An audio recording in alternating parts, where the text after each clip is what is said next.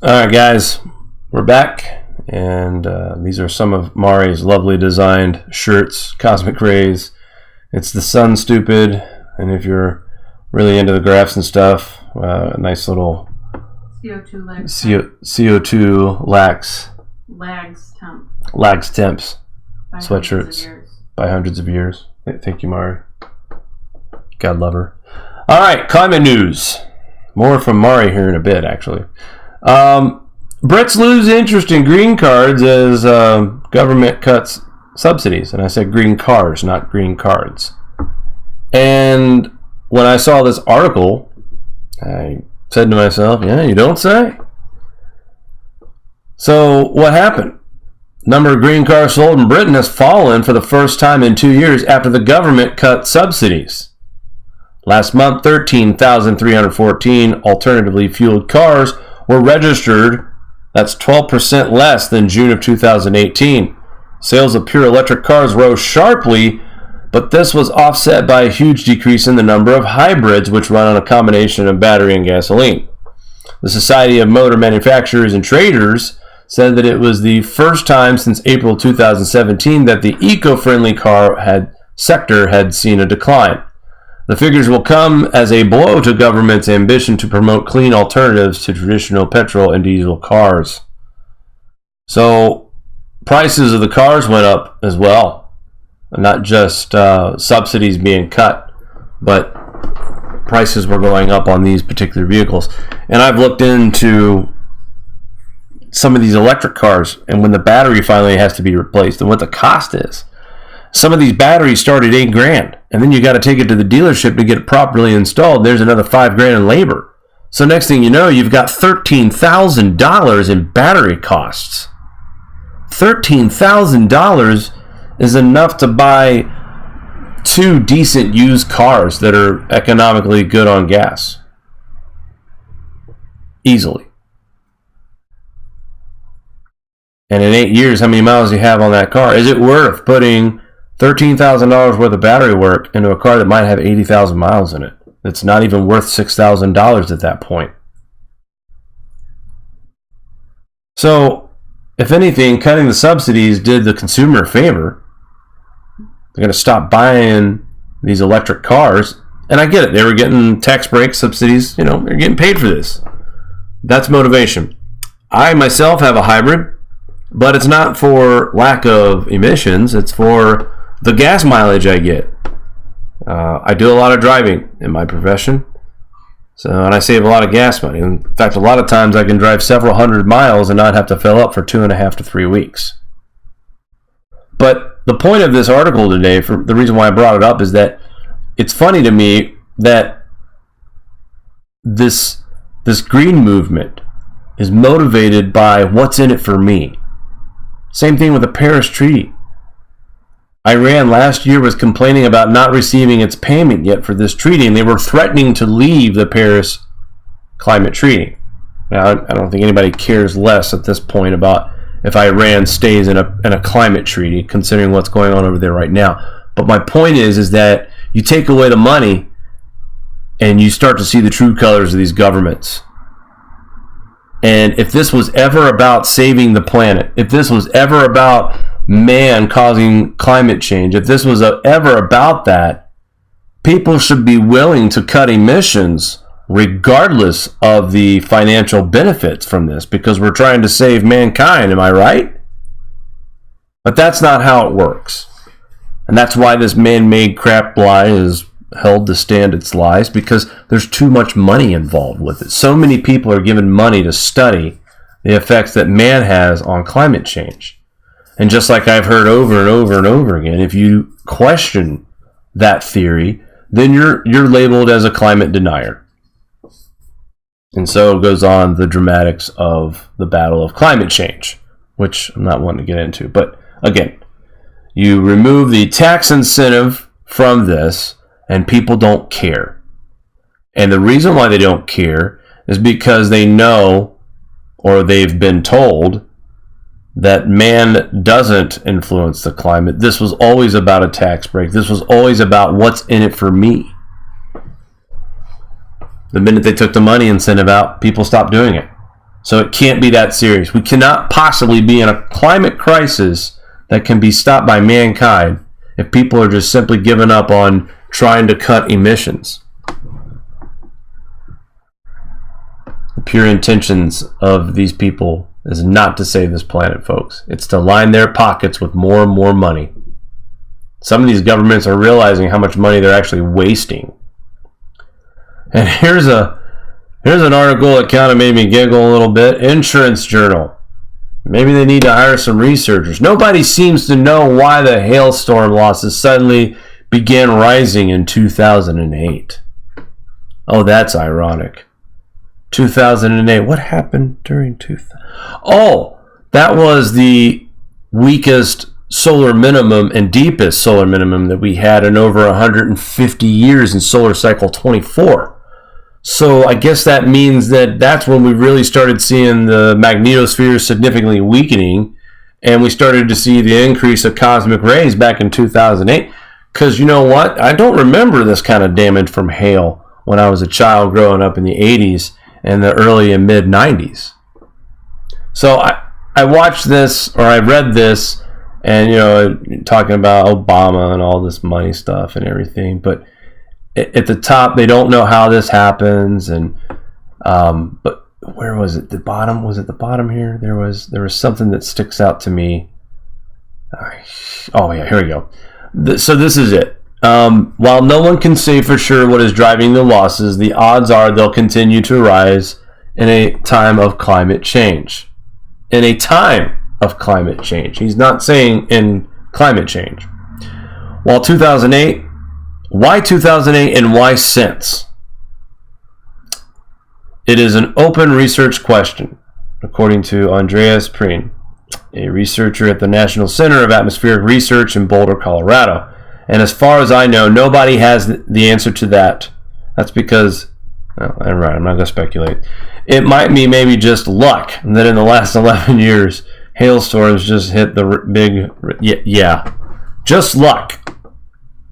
So this guy here is just, you know, it's luck. It's luck that a time when we start to see an increase in cosmic rays in 2008, after having a weak solar max in 24, and people say, well, Jake, we had like, what, 140, 160 sunspot peak? We're still below where we should be. I think the average is between 180 to 220 for your peak. So 160 wasn't like setting the world on fire low, but it was lower than normal. Therefore, we were still looking at a weaker magnetosphere, weaker magnetic shield during the 2008 and 2014 2008 minimum, 2014 through 16 max.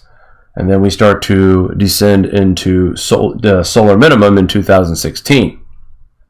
So here's your answer, and I'm pretty sure a lot of us here will agree. Why 2008 and why since? Grand solar minimum conditions is why. This is natural. This has been talked about and predicted even before this all happened and started happening on a daily basis like it is now. This was already predicted. The hail, the floods, the cloud coverage, the volcano eruptions, the earthquakes, the historic snowfall, the historic temperature swings, the crop loss, the historic crop loss we're going through right now. Wednesday night, we're going to go over our crop report, see what we can see this week. And I like how they present a little poll at the bottom here. Which do you think is the main reason of hail loss suddenly rose in 2008 and have remained high since then? Construction cost, meaning the reason why the insurance claims are so high is because it's so hard, it's so much more expensive to do business. The second reason was fraud. And then the third was expanding cities with more targets to hit. And not likely. Storm frequency. Yeah, okay, we definitely see an increase of that. Improved reporting. Maybe. Nobody really knows, or other. And, well, let's just go with the nobody knows. Let's just say nobody really knows. Let's do the vote. And there you have it, folks. Storm frequency was the number one answer. And if that isn't a big correlation, that we are heading to the bottom of this minimum, this very low point in solar activity, and everybody can agree on one thing, and that is storm frequency. That's because we are seeing these storms frequently because of our conditions in our atmosphere due to this solar cycle that's happening right now. Lower solar activity, lower magnetic field, increasing cosmic rays, more hail, more rain bombs, more damage. And that's why we're seeing all this insurance increase in claims. Has nothing to do with, I'm sure there's still fraud out there. I'm not saying that, but I think those of you who follow this channel know what I'm trying to say. This winter saw the most honeybee loss since 2006. They corrected that earlier, it said 16. But, nevertheless, it does say 16. It does in the headline, but when you click on the link, it says 2006. Weird. Yeah, anyway, typos happen. From October 1st to April 1st, an estimated 37.7% of U.S. managed honeybee colonies that are not wild were lost. The number is up 7 percentage points from the last winter's count and is the highest level reported since Bee Informed began the survey in about 2006. In the survey, beekeepers also said that a 22% loss would be acceptable, but even that number has increased from previous years. This increased acceptable loss may indicate that beekeepers are more realistic and pragmatic in their expectations of colony losses. Surviving the winter is an indicator of bee colony health. Because surviving the winter months is an indicator of the health of the bee colony, an increase in winter loss means bee colonies could be weakening overall. The survey also reported that the United States lost 40.7% of managed honeybee colonies in the past year, almost 3% points higher than the average annual rate of loss reported by beekeepers since 2010.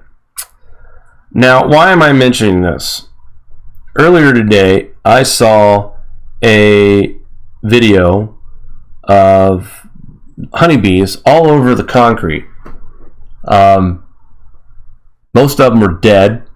Some of them were still alive, but they were like buzzing around in circles as if they were affected somehow. Now, it is interesting that there's a possibility that there's these pesticides that have been sprayed, and I'll talk a little bit about this because I don't want to get too much into it, but temporary further pushback from a focus on bee conservation promoted by former President Barack Obama, and it's at least the third bee-related data set suspended under Donald Trump. So they've suspended, according to what, from what I understand, thanks to Mari, is that Trump suspended an EPA review and approved the use of these pesticides.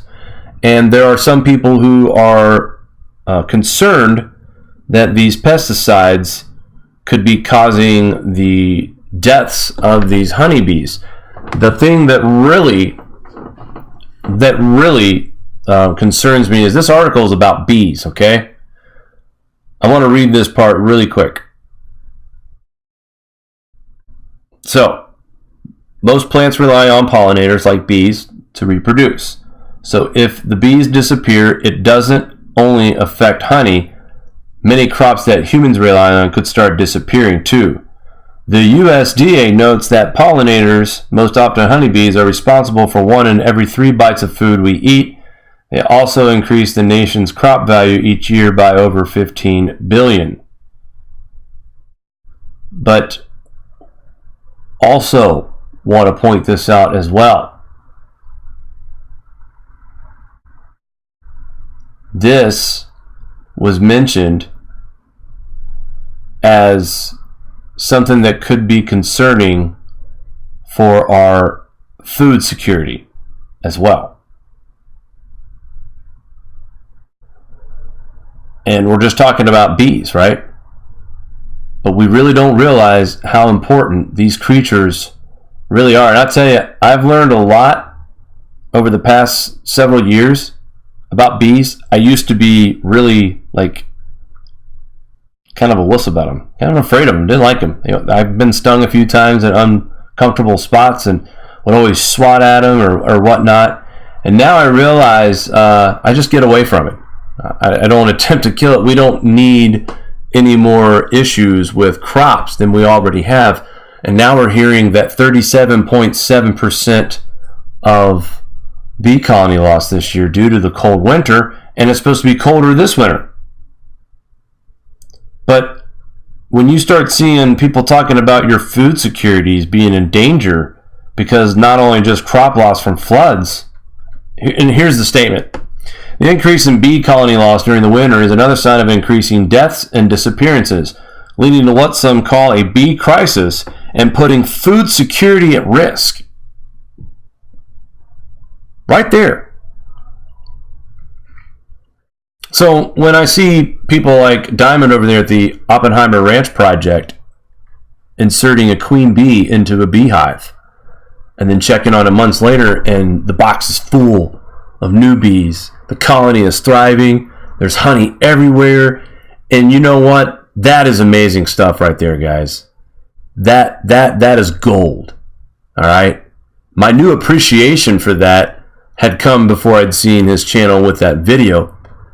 So the point is I'm trying to make is that it is so important that we preserve these honeybees. So I guess for the first time ever in the last 2 years, this is something that I'm definitely going to oppose as far as Trump canceling these EPA reviews and using these certain pesticides.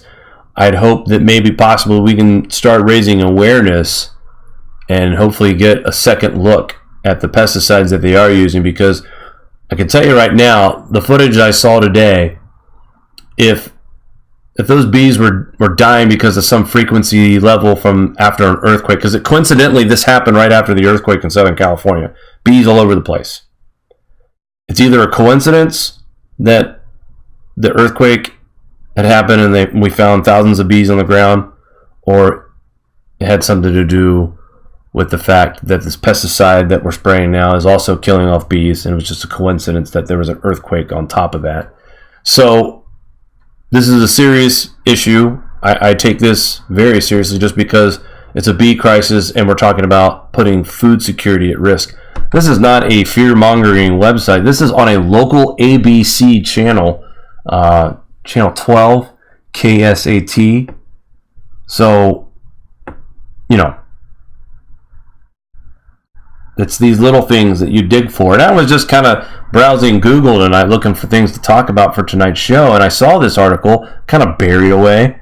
And like I said, what pulled me in is I just saw footage of bees that were dead all over the ground after an earthquake, but then I see this article talking about how much we've lost, and then it's possible the earthquake had nothing to do with those bees dying, but the pesticides that are being sprayed. And unfortunately, our government is allowing this. So hopefully we can get his attention and maybe have him take a second look, because without bees, we're going to have a serious problem, on top of the fact that we've already lost a ton of crops so far this year in 2019. Extreme weather takes economic toll on the Midwest. This is something we probably talk about all the time. They're saying $12.5 billion. We're used to seeing hurricanes causing a lot of damage, not used to this much damage from flooding rains in the heartland. And combined with tornadoes, hello there, sir. No, thank you. So in April, AccuWeather predicted total damage would be around $12.5 billion. Now it looks like that prediction is coming true. Leading that was the loss of corn and soybean crop. In the case of corn, at a couple $2 billion compared to the crop production's ultimately going to be, and probably $5 or $6 billion in soybeans. The rest of the $12.5 billion is made up of damage to homes and cars, and the roads that were washed out, bridges, loss to businesses. So it really has been a terrible spring in many parts of the Midwest. Silver lining, not much of one. The fact that the drought has been canceled is a very small victory here. The drought has ended, but so has some of these farmers' career. Another thing that I liked about this article, I didn't see anything about man-made climate change. Thank you. They did talk about climate change, but the way he phrased it here is there's always been extreme weathers. because the question was asked, how much of this is due to climate change? And it says here, there's always been extremes of weather, and there continues to be. The relation to climate change is still being debated. So it's certainly not clear cut, and we have to put it in context, said Myers. Weather is changes that occur over a period of years. Climate usually is thought of more than 30 years. In between, there's a transition. So this Myers person is basically, without being blunt about it, is taking the side of the natural climate cycles. Perhaps he's aware of grand solar minimums. Perhaps he's aware of solar cycles. Perhaps he's aware of what's coming. And I just thought it was weird that he's mentioning 30 years, and his climate is usually thought of more than 30 years. In between, there's a transition. So, lots of interesting stuff, guys. You got to dig for it. That's the crazy part. And Mari and I have always talked about how we never see these types of stories just right there out in front of your face, so you can just find it easily. You really have to work at this. All right, guys, stay tuned. We'll be right back with our look at our weather. Do you like this show? Give us a thumbs up. Want to support us more? Share to your favorite social media platform. Buy a t-shirt or become a Patreon. All links are in the description below.